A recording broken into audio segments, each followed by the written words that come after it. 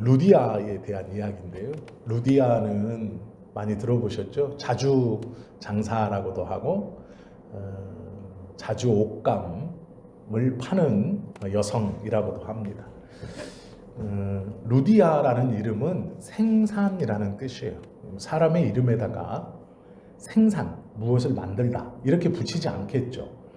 부모님이 자녀들한테 이름을 지어줄 때 너는 생산이야 이렇게는 안 붙일 거예요. 그런데 한 여인을 소개하면서 이름을 루디아라고 해요. 이건 이름이 아닙니다. 이게 뭐냐면 루디아라는 이것은 이 여인의 고유 이렇게 이름이 아니고요. 루디아 지역에 살고 있는 여인, 루디아 지역을 고향으로 둔 여인 이런 의미예요. 왜 그러냐면 루디아라는 이름 자체가 생산이라는 이름이고요. 이 루디아라는 여인이 하는 일이 뭐냐면 이 염료를 파는 직업을 갖고 있어요. 그래서 루디아라는 게 그 여인의 원래 이름이 아니고 대표적인 루디아 왕국. 이 예전에 로마가 요 지중해를 통일하기 전에 루디아 왕국이라고 있었어요. 마케도니아 지역에 루디아 왕국이라고 있었는데 그 루디아 왕국 북쪽 루디아 왕국의 수도에서 약 60km 정도 위에 가면 이 북쪽에 성읍이 하나 있었는데 그곳에서 자주 옷감을 특산물로 만들었습니다. 그런데 이 자주색 옷감이 굉장히 고가였어요. 그래서 완전히 최고위층에 있는 왕들이나 귀족들 중에서도 최고위층 그리고 제사장들만 자주색 옷을 입었어요. 로마 시대에도 황제하고 그 최고의 고위층들이 이 자주색 옷감을 입었어요. 그리고 이 루디아 왕국을 로마가 멸망시키고 나서 이 자주색 염료의 비밀을 알아내려고 그 성을 포위하고 너희를 멸망시키지 않을 테니까 그 염색 그 염료를 추출해내는 그 법을 우리 로마에게 공개해라 이렇게 이제 한 거예요. 그래서 루디아 왕국에서 이렇게 만듭니다 하고 이제 로마에 항복을 했는데 나중에 그것이 진짜가 아니었어요.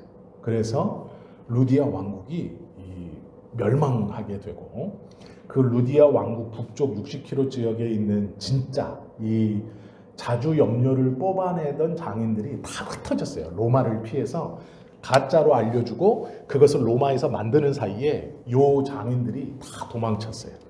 그리고 나서 이제 루디아 왕국이 망합니다. 그리고 이 사람들은 전역으로 흩어져서 이 마게도니아 전역으로 흩어져서 염료를 팔면서 생활을 하는 거예요. 그리고 루디아에 남아있는 사람들과 함께 이 자주 염료를 팔면서 독립자금을 모았어요. 이게 배경입니다. 그래서 루디아라는 것은 그 여인의 어머니가 부모님이 지어준 이름이 아니고 루디아 왕국 출신 여인 거의 이런 의미로 받아들이면 정확하실 거예요.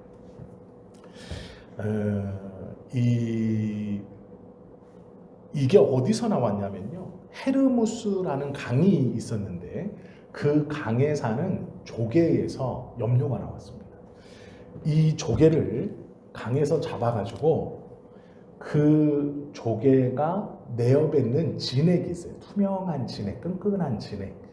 그게 처음에 딱 하면 조개 하나에서 한 방울 정도 나온대요. 그런데 그 한 방울이 처음에는 끈끈한 투명한 액체였는데 이게 햇빛을 받으면 자주색으로 변해요. 어떻게 화학 반응인지 모르겠는데 햇빛을 받으면 자주색으로 변하고 요 자주색이 굉장히 끈끈한 진한 색이 된답니다. 그래서 이걸 옷감에 염색하면 안 빠졌대요. 그래서 이제 나중에는 이것을 이렇게 그 헤르무스 강에서 나오는 민물조개가 내어뱉는 그 진액을 햇빛에 노출시켜서 만드는 염료라는 거예요. 그것을 할 수 있는 것이 루디아의 남편이었어요. 그런데 이 루디아라는 가정의 남편이 일찍 죽었습니다. 그래서 원래는 이 루디아가 어디에 살았냐면 마케도니아 이 부근에서 부아디아라는 큰 호수가 있는 곳에 살았어요. 그러다가 남편이 죽고 어떤 상황이 있었는지 모르지만 재산을 정리해서 이 빌립보로 이사를 내려온 거예요. 이 빌립보는 교역 도시입니다. 그래서 아마 이 두아디라에 살면서 헤르무스 강에서 왜 우리가 양식하듯이 자기의 남편이 얼마의 이 헤르무스 강가의 일정 지역을 자기가 갖고 있고 그곳에서 나는 조개를 가지고 그것을 가지고 와서 이 헤르모스 강가에서 조개를 채취해서 거기서 바로 만들지 않고 두아디아까지 내려와서 거기서 이제 염료를 제조해서 빌립보나 마케도니아 전 지역에 파는 거예요. 그래서 이제 돈을 많이 모았는데 남편이 어떠한 사건인지 모르게 성경에 그것까지는 안 나와 있지만 이 남편이 죽고 루디아가 빌립보로 이사 옵니다. 두아디라에서 살다가 빌립보로 내려와서 살고 있어요. 그런데 여전히 이 여인이 무엇을 파냐면 자주색 염료를 팔아요. 그리고 자주색으로 염색을 아예 시킨 비단도 팝니다.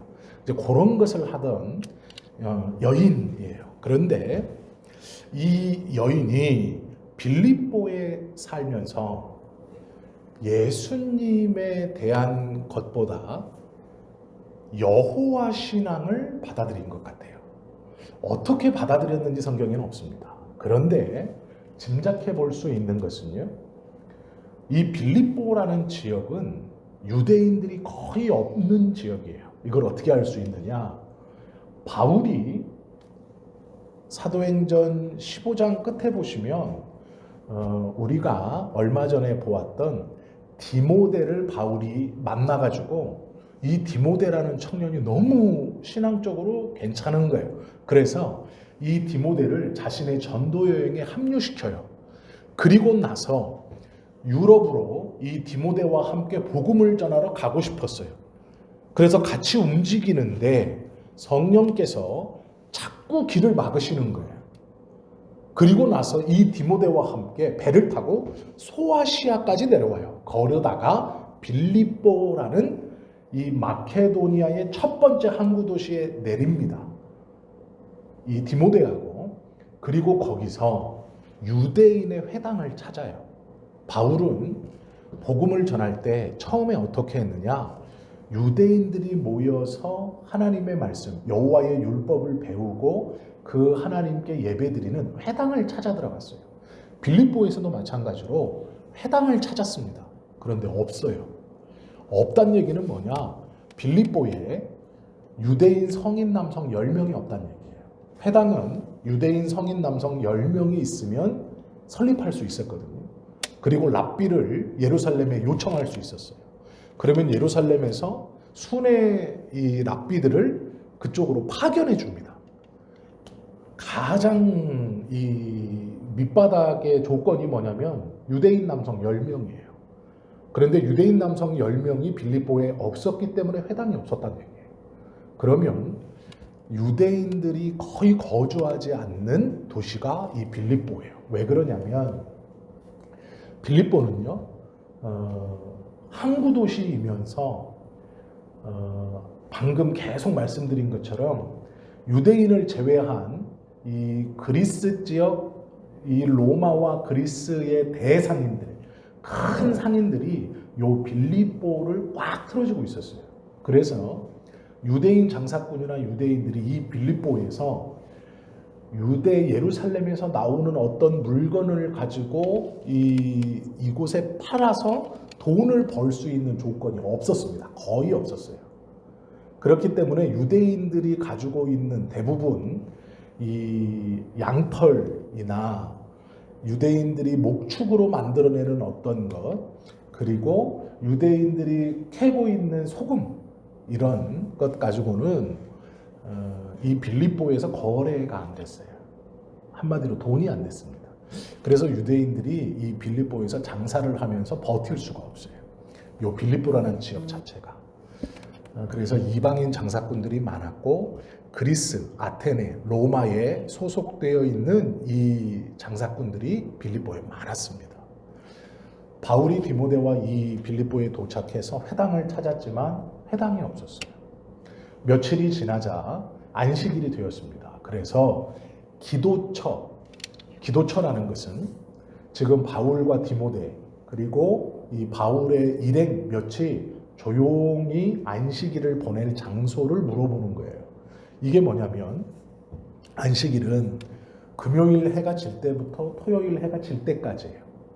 그러면 지금 바울은 어떻게 하는 거냐면 금요일 낮에 해가 지기 전에 사람들이 많이 모여있는 강가로 나가서 이 빌립보에 우리 대여섯 명이 조용히 하루 저녁을 지낼 내일 저녁까지 안식일을 지낼 장소가 있느냐라고 물어보러 강가에 나왔어요. 강가에 나왔더니 여인들 몇이 모여 있는데 이 여인들 몇이 모여 있는데 이들이 왜 모여 있냐? 이날이 언제라고요? 금요일이에요. 그러면 이 여인들 몇이 뭘 하고 있으려고 모여 있었을까요? 안식일을 지키려고 모여 있었어요. 바울이 안식일을 지킬 장소를 찾다가 여인 몇이 모여 있는 것을 보고 그곳에 안식일을 보낼 장소를 물어보기 위해서 다가가는데 이미 이 여인들은 무엇을 하고 있었냐? 여호와를 경배하기 위해서 안식일을 지키려고 그 강가에 나와 있었어요. 성경에 보시면 이 루디아가 여호와를 경외했다 이렇게 말하고 있거든요. 어떻게 복음을 전해 들었는지는 모르겠어요. 복음은 아니죠. 어떻게 유대교의 여호와 신앙을 가지고 있었는지 성경에는 없어요. 그런데 유대인들도 얼마 없는 이 빌립보에 이 루디아라는 여인이 유대교 신앙을 받아들이고 있어요. 그리고 안식일을 지키기 위해서 강가에 모여 있는 거예요. 그때 바울이 다가갑니다. 그리고 바울이 그 여인들에게 누구를 소개시켜 줬을까요? 예수를 소개시켜 줬어요. 이 상황을 이해하시면 왜 루디아가 이렇게 금방 마음을 열었는지 이해가 돼요. 어떤 사건인지 모르지만 이방 여자, 유대인이 아닌 이방 여인 몇이 여호와 신앙을 갖고 있어요. 그리고 인도자 없이 그들이 자신이 살고 있는 고향, 자신이 살고 집이 있는 곳 빌립보의 강가에 나와서 지금 금요일을 안식일을 지키기 위해서 그 강가에 나와 무엇인가 하려고 하고 있어요. 그런데 그때 한 남자가 와서 너희들이 하는 것을 보니 유대인들이 하는 여호와를 섬기는 어떤 거예요. 그거를 자꾸 말을 한다는 거죠. 이 남자가. 그리고 나서 자기들이 알고 있는 것을 잘 설명해줘요. 왜요? 바울은 바리새인이에요. 율법과 율례, 장로들의 유전과 유대교의 정통은 바울보다 정통한 사람이 없어요. 잘 설명해 줍니다. 그러다가 자연스럽게 뭘 설명했을까요? 예수를 설명한 거죠. 예수 그리스도가 누구인지. 그러니 루디아는 이걸 그냥 흡수하는 거예요. 지도자도 없이 알려주는 사람 없이 유대교, 여호와, 유일신 신앙을 갖고 있어요. 이 빌립보에서.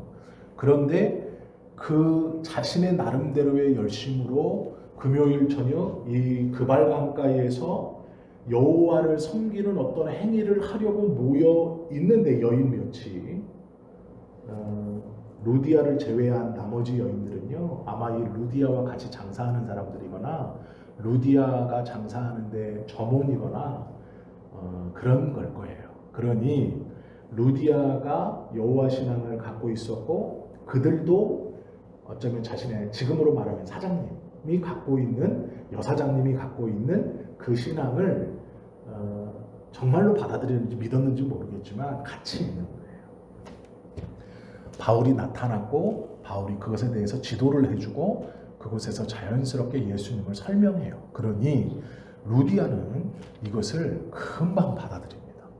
왜 그러냐면 내가 믿는 여호와 그리고 빌립보에서 유대인 물어볼 사람도 없고 지도받을 사람도 없는데 어떤 한 남자가 나타났는데 그가 알고 보니 랍비이고 선지자예요. 그런데 그가 자기가 알고 있는 것들을 잘 설명해주고 또 자기가 몰랐던 것들을 설명해줘요. 그게 바로 예수 그리스도에 대한 이야기입니다. 그리고 그 설명 중에 뭐가 있었냐? 내가 여호와를 믿는 것, 그리고 그 여호와의 아들인 예수님을 믿는 것의 표, 그걸 바울이 뭐라고 설명했을까요? 세례라고 설명한 거예요. 그리고 세례가 무엇인지도 설명했겠죠. 마침 그것은 강가입니다. 그러면 이 루디아가 그 이야기를 듣고요, 세례를 받아요. 그 자리에서, 그날, 금요일. 그리고 어떻게 하느냐? 자기가 남편이 죽고 그 집의 가장이잖아요. 자신의 집에 있는 모든 식솔들을 다 불러다가 바울의 말을 듣게 하는 거예요. 그 강가로 다 불러내서 예수를 받아들이게 해요. 그리고 나서 자신의 모든 식구들이 다 예수 믿기로 결단한 다음 바울 보고 뭐라 그러냐? 내가 이제 세례도 받지 않았습니까? 그리고 이 빌립보에서 내가 예수 그리스도를 믿는 사람으로 당신이 나를 인정한다면 우리 집에 가서 유하십시오. 이게 무슨 얘기냐? 우리 집에 가서 안식일 하루 저녁을 보내십시오. 이런 말이에요. 그래서 초대교회 빌립보의 교회가 어디서 시작되냐면 이 루디아의 집에서 시작해요. 이것을 계기로. 이것이 사도행전 16장 15절 말씀이에요. 그와 그 집이 다 세례를 받고 우리에게 청하여 이르되 만일 나를 주 믿는 자로 알거든 내 집에 들어와 유하라 하고 강권하여 머물게 하리라. 이것이 빌립보 교회의 시작이에요. 지금 바울은요, 의기소침해 있어요. 왜 의기소침해 있느냐? 16장 보세요. 사도행전 16장 1절부터 말씀 보세요. 제가 읽어드리게 눈으로 한번 쭉 따라오세요. 바울이 데베와 루스드라에도 이름에 거기 디모데라 하는 제자가 있으니 그 어머니는 믿는 유대 여자요 아버지는 헬라인이라. 디모데는 루스드라와 이고니온에 있는 형제들에게 칭찬받는 자니 바울이 그를 데리고 떠나고자 할새 그 지역에 있는 유대인으로 말미암아 그를 데려다가 할례를 행하니 이는 그 사람들이 그의 아버지는 헬라인인 줄 다 알미러라. 여러 성으로 다녀갈 때에 예루살렘에 있는 사도와 장로들이 작정한 규례를 그들에게 주어 지키게 하니 이에 여러 교회가 믿음이 더 굳건해지고 수가 날마다 늘어가니라. 바울이 전도 여행을 하면서 루스드라에 이르러서 디모데라는 청년을 만나고 이 디모데라는 청년을 할례시켜서 이제 동역자로 데리고 다녀요. 그리고 여러 성읍을 돌면서 예루살렘에서 제자들과 장로들이 예수님 믿는 사람은 이렇게 해야 됩니다라고 한 규례들이 있었어요. 그것을 적어서 그 교회 공동체에게 주니 그들이 그것들을 지켜가며 믿음이 성장했다라고 해요. 바울이 선교 여행을 하면서 몇몇 동역자들이 있었지만 자신의 마음에 꼭 든 디모데라는 동역자이면서 젊은이를 만납니다. 그런데 예루살렘에서 가지고 온 여러 교회 신앙 생활에 대한 규범들을 나눠주고 교회들이 그것을 지켜요. 근데 문제가 하나 생겨요. 어떤 문제가 생기냐? 6절부터 보시면 이제 문제가 생깁니다. 성령님께서 아시아에서 말씀을 전하지 못하게 하시거늘. 바울은 이방인의 전도자로 부름받았다고 스스로 자타가 공인하는 사람이에요. 그리고 안디옥 교회에서 사역을 하다가 전도 여행을 떠났어요. 열매가 있습니다. 가는 곳에 복음을 전했는데 이미 교회가 세워진 곳도 있고 믿는 사람들이 모여있는 도시도 있고 디모데도 만났어요. 내 마음에 쏙 들어요. 그리고 그 지역에 있는 교회들에게 예루살렘에서 자기가 떠나올 때 안디옥에서 받아서 예루살렘에서 올라와 안디옥에서 받아서 우리는 유대교와 다른 예수 공동체는 이러이러한 것을 지켜야 합니다라고 했던 규례와 율례들을 나누어 주었더니 예수를 믿는 공동체에서 그것을 받아 기쁨으로 지키는 거예요. 어떻게 해야 되는지 몰랐는데 바울을 통해 전해준 그것을 기쁨으로 지켜 믿음이 성장하였다. 바울이 기뻤겠죠. 보람이죠, 이것은. 얼마나 기뻤겠어요. 얼마나 감사했겠어요. 근데 문제가 터집니다. 큰 마음을 먹고 이제 소아시아에 가서 복음을 전하겠다. 내가 저 복음의 불모지로 가서 하나님의 말씀을 전하겠다. 예수가 그리스도이심을 전하겠다. 디모데 데리고 디모데야 봐라. 하나님의 역사가 이제 벌어지는데 저 이방 땅 복음을 모르는 저 땅 우리를 통해 하나님이 어떻게 역사하시는지 봐라 하고 갔는데 성령님이 막아요. 성령님이 막았다는 얘기는 여러 가지 의미가 있습니다. 바울의 몸이 급격히 아파왔다라는 의미도 있고 또 바울의 말을 어눌하게 하셨다라는 의미도 돼요. 성령이 막았다라는 얘기는요. 바울이 말했는데 입을 탁 틀어막았다 이런 말이 아니고 바울은 원래 몸이 약했습니다. 그런데 소아시아에 가서 복음을 전하려고 그 지방으로 가려고 하면 몸이 아픈 거예요. 그래서 그 지방까지 못 가는 거예요. 그래서 어떻게 하느냐. 방향을 틉니다. 밑으로. 소아시아로 가고 싶었는데 밑으로 틀어요. 틀어서 어떻게 하느냐. 부르스기아와 갈라디아 땅으로 다녀가 무시아 앞에 이르러 비두니아로 가고자 애쓰되 예수의 영이 허락하지 아니하시는지라. 그것도 안 돼요. 밑으로 틀었는데 그것도 안 돼요. 그래서 무시아를 지나 드로아로 내려갔는데 밤에 환상이 보여요. 바울에게 마케도냐 사람 하나가 서서 그에게 청하여 이르되 마케도냐로 건너와서 우리를 도우라. 이 환상을 잘 해석하시면 바울이 원래는요 서쪽으로 가고 싶었어요. 그런데 안 돼요. 성령님이 막았어요. 그래서 남쪽으로 가려고 해요. 밑으로 내려가려고 했더니 예수의 영이 막았다 이렇게 말해요.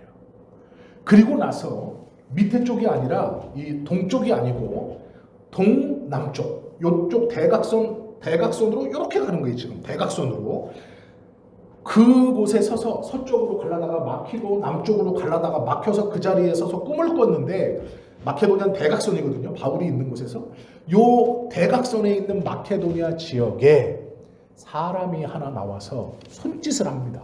바울 보고 꿈에. 근데 뭐라 그러냐? 마케도니아로 와서 우리를 도우라. 이 말이 뭐냐? 벌써 예수 믿는 사람이 있다는 거죠.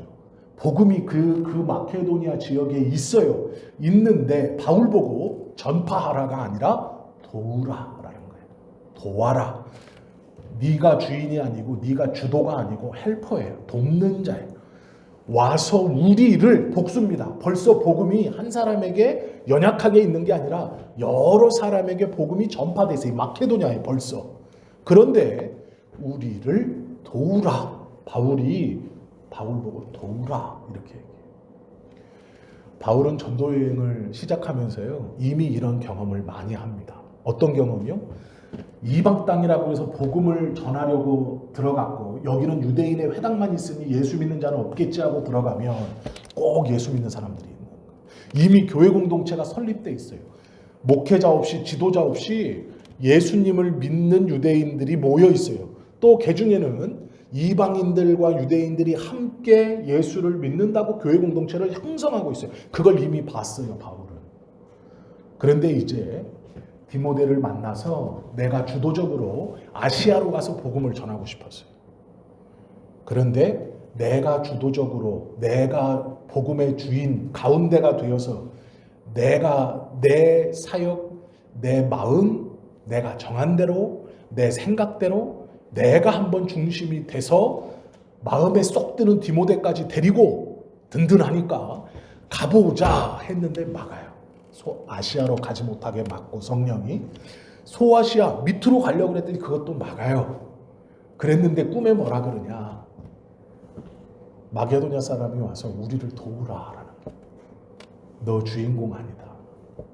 네가 주도적으로 가는 게 아니다. 네 생각에는 예수 믿는 사람이 이 지중해 아무도 없을 것 같지? 아니라는 거예요. 이미 하나님께서 곳곳에 예수 믿는 사람들을 두셨어요. 그리고 바울은 뭐 하는 사람이에요? 주인공이 아니고 주도적인 사람이 아니에요. 복음의 확장과 전함에 있어 돕는 자예요. 이미 하나님이 다 뿌려놨어요. 그리고 바울은 돕는 거예요. 이게 얼마나 놀라운 환상인지 바울이 그 꿈을 꿉니다. 바울이 그 환상을 보았을 때 우리가 곧 마게도냐로 떠나기를 힘쓰니, 이제 명령을 받았으니까 힘써요. 힘쓰니 이는 하나님이 저 사람들에게 복음을 전하라고 우리를 부르신 줄로 인정하노라. 인정하고 이건 하나님의 부르심이다 하고 마게도냐로 가기로 힘썼어요. 그래서 우리가 드로아에서 배로 떠나 사모드라게로 직행하여, 자, 배를 한번 갈아타고요. 이튿날 네아폴리로 가고 또 한번 갈아타고요. 거기서 빌립보에 이르니, 이게 마게도냐 첫 도시예요. 그러니까 배를 2번 갈아타고 빌립보에 도착해서 만난 것이 루디아예요. 그런데 이미 루디아는 어떤 여자예요? 13절 안식일에 우리가 기도할 곳이 있을까 하여 문밖 강가에 나가 거기에 앉아서 모인 여자들에게 말하는데 14절 두아디아시에 있는 자색옷감 장사로서 하나님을 섬기는 루디아라 하는 한 여자가 말을 듣고 있을 때 주께서 그 마음을 열어 바울의 말을 따르게 하신지라. 이미 자기가 2번이나 배를 갈아타면서 왔던 빌립보에 하나님을 섬기는 루디아라는 여성이 있는 거예요. 이름이 아니고요. 루디아를 고향으로 둔 여성이 이미 하나님을 믿고 있는 거예요. 하나님이 준비시켜 놓은 거예요. 그리고 바울의 말을 들을 때 하나님께서 그 마음을 열어 예수 공동체 안으로 들어오게 하시고, 이 루디아뿐 아니라 루디아의 온 집이 세례를 받고 그의 집으로 바울과 일행들을 강권하여 들여 그의 집에서 빌립보에 이 첫 번째 교회가 열려지는 거예요. 루디아라는 여인의 삶, 그리고 하나님께서 이 여인을 통해 바울에게, 또 바울을 통해 이 여인에게 베풀어 주신 은혜가요, 바울이 복음을 전함으로 루디아가 예수 믿는 복을 받았다, 그것만이 아니에요. 루디아를 통해서 바울은요, 복음에 대한 하나님의 예비하심과 준비하심에 대한 확신을 갖게 돼요. 그 경험을 하게 돼요. 자기가 2번이나 배 타고 아무도 없을 것 같은, 심지어는 여호와를 믿고 있는 유대인들도 많이 없는 이 빌립보라는 지역에 이방 여인이 하나님을 믿고 있어요.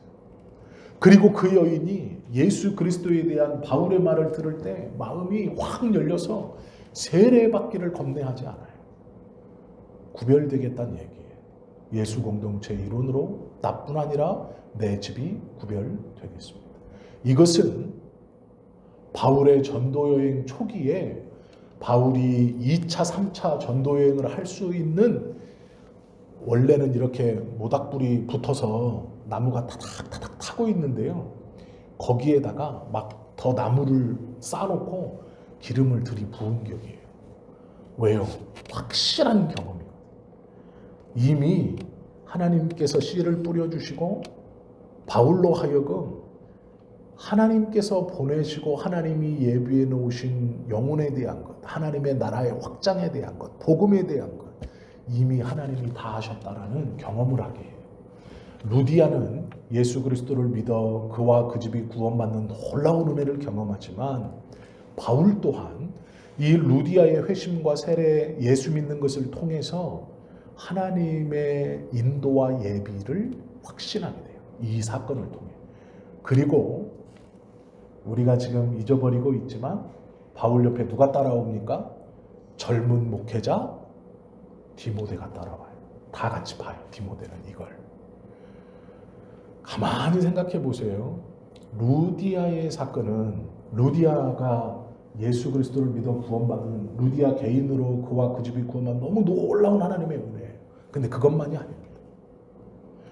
초대교회의 박해를 견디면서 교회 공동체를 이끌어가고 지중해 전 지역에 예수 그리스도를 누구보다도 이방인들에게 열심히 전했던 바울과 그 바울의 영적 아들이라고 불리는 디모데가 이 루디아의 사건을 보면서 하나님의 예비하심과 하나님의 역사와 하나님의 준비에 대한 확신을 갖게 돼요. 그리고 이 바울은 2차, 3차 죽기 직전까지 그 여행을 끝내고 디모데는요, 이 루디아의 사건을 계기로 완전한 하나님의 종이 돼요. 이 루디아의 사건은 루디아에게, 바울에게, 그리고 이제 준비되고 있는 디모데에게 놀라운 사건. 하나님께서 하시는 역사가 바울에게, 디모데에게, 루디아에게 너무도 놀라운 사건으로 벌어지는 것이 빌립보에서 일어났던 사건이에요. 그래서 이 사건이 중요해요. 우리가 예수님을 믿죠. 우리는 루디아와 같은 은혜 받기를 위해서 기도하죠. 내 남편이, 내 가족이, 내 자녀가 하나님을 잘 믿어 이 루디아의 가정처럼 다 세례받고 하나님 잘 섬기기를 원합니다. 그렇게 사모하면서 기도하죠. 그런데 그 기도는요, 내 가족이 구원받는 것뿐만이 아니에요. 내가 그렇게 기도하는 그 기도, 내 가족들을 사랑함으로 하나님께서 허락해 주신 이 육신의 피부치들을 위해서, 그들의 구원을 위해서 기도하는 그것은요, 어쩌면 하나님이 준비시키시고 예비시켜 주시는, 하나님께서 쓰시고자 하는 다른 누구에게 하나님의 예비와 준비와 살아계심을 증거하는 도구가 될 수도 있어요. 이게 무슨 얘기냐면, 하나님께서 예비해 놓으시고 하나님께서 인도해 놓으신 구원은 꼭 내 입장에서 나에게 하나님의 은혜, 나에게만 국한되어 있는 어떤 하나님의 은혜, 이것이 아니고요, 하나님의 예비해 놓으신 은혜가 내 삶에 이루어지는 것을 통해서 다른 누군가도 그 모습과 그것을 보고 그것을 경험함으로 하나님의 살아계심, 하나님의 준비하심을 확신하게 된다는 거예요. 기도를 하실 때는 성경의 말씀을 우리가 들으면요, 우리의 기도들이 바뀌어야 돼요. 어떻게 바뀌어야 되느냐? 하나님, 내 남편 구원해 주십시오. 맞습니다. 잘해야죠. 내 자식 구원해 주십시오. 그런데 하나님, 내 자식의 구원, 내 남편의 구원이 우리의 가족이나 나의 기쁨, 나의 감사만이 아니라 하나님이 예비시키고 준비시키시는 다른 누군가에게 하나님이 살아계시고 하나님이 역사하신다는 선한 증거들, 선한 도구들, 선한 방법들로 저들에게도 영향을 미치고 저들에게도 하나님의 은혜를 끼치는 도구가 될 수 있게 해 주십시오라고 기도하는 거예요. 이것이 루디아의 사건을 보면서 초대교회의 이방인들을 위해 목숨을 버려서 선교를 할 바울, 그리고 그 바울의 영적 아들은 디모데, 이 디모데가 이 사건을 통해 변화받고 이 사건을 통해 더 확신하게 되는 놀라운 일이에요. 루디아의 사건은 루디아만 구원시키고 루디아의 가족만 구원시키는 게 아니에요. 그 바울과 디모데도 다시 한번 하나님의 살아계심을 확신하게 하는 놀라운 사건이에요. 우리는요, 이 루디아처럼 하나님이 예비해 주시고 하나님이 인도해 주신 은혜를 받으셔야 돼요. 구원의 입장에서는 이미 받았죠. 그러나 우리가 사모하고 기도하는 다른 어떤 것들도 있지 않습니까? 받으셔야 돼요. 그런데 그것을 사모하며 기도할 때 단순히 사모하며 기도하는 이것이 내 개인적 은혜만, 내 어떠한 만족만이 아니라 내가 사모하며 기도하는 이것이 하나님을 믿는 다른 사람들에게 하나님의 살아계심에 대한 선한 동기와 증거와 은혜의 선한 방편이 될 수 있도록 함께 기도하는 것. 이것이 기도의 폭을 넓히는 거예요. 그리고 하나님께서 그 일을 속히 이루시게 하는, 어쩌면 성경을 통해 배울 수 있는 지혜로운 기도 중 한 모습이에요. 오늘은 루디아의 이야기를 저희가 짧게 살펴보았습니다. 이 루디아가 받았던 은혜가 우리들에게도 동일하게 일어나기를 원합니다.